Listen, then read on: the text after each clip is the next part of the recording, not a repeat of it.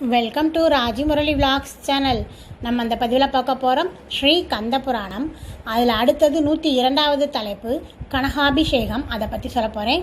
இதுக்கு முன்னாடி 101 பதிவுகள் போட்டிருக்கேன். பார்க்காதவங்க நம்ம பிளேலிஸ்ட்டில் முதலேருந்து பாருங்கள், மற்ற பதிவுகளையும் பாருங்கள். கனகாபிஷேகம். மண்டபத்திலே கூடியிருந்த சபையில் ஆழ்ந்த நிசப்தம் நிலவியிருந்தது. கண்களில் ஆனந்த பாஷ்பம் பெருக்கெடுத்தோட கச்சியப்ப சிவாச்சாரியார் பாடலை பாடி முடித்தார்.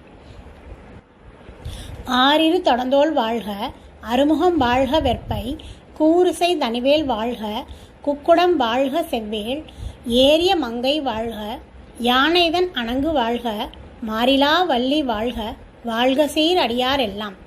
கந்தபுராண அரங்கேற்றம் நிறைவுற்றது. அடியார்கள் கண்களில் இருந்தும் ஆனந்த கண்ணீர் பெருக்கெடுத்தோடி கொண்டிருந்தது. சுவடியை கட்டி வைத்துவிட்டு எழுந்திருந்த கச்சியப்பர் பக்தி மேலீட்டால் நடுங்கும் கரங்களை கூப்பி சபையை வணங்கினார். ஆனால் சபையினரோ அங்கே நிற்பவரை சிவாச்சாரியராக காணவில்லை. தன் கதையை பாடச் செய்த ஆறுமுக பெருமானே சிரித்த முகத்தோடு காட்சி தருவதாக கண்டார்கள். அனைவரும் அவருடைய திருவடிகளில் விழுந்து வணங்கினார்கள். பொன்னும் மணியுமாய் எடுத்து வந்து அவருக்கு கனகாபிஷேகம் செய்தனர். அப்படியும் அவர்களுக்கு திருப்தி ஏற்படவில்லை. சிவாச்சாரியாருக்கு தாங்கள் செய்தது கடுகளவே என்று எண்ணினர். பட்டாடைகளை அணிவித்து யானை மீது ஏற்றி மேல வாத்தியங்களுடன் 4 வீதிகளிலும் ஊர்வலமாக அழைத்துச் சென்றனர். அங்கங்கே அன்பர்கள் பூரண கும்பங்களோடு வந்து அவரை வரவேற்று கௌரவித்து ஆசி கோரினர். மாதர்கள் ஆரத்தி எடுத்தனர்.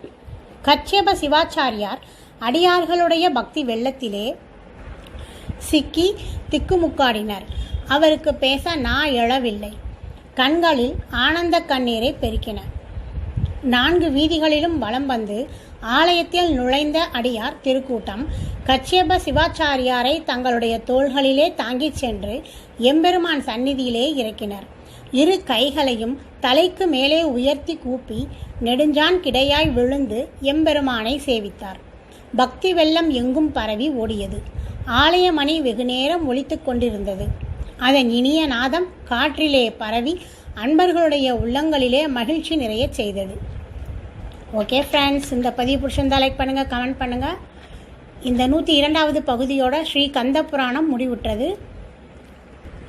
இந்த கந்த புராணத்தை இவ்வளோ நாள் கேட்ட பக்தர்களுக்கு மிக்க மிக்க நன்றி. Thank you friends.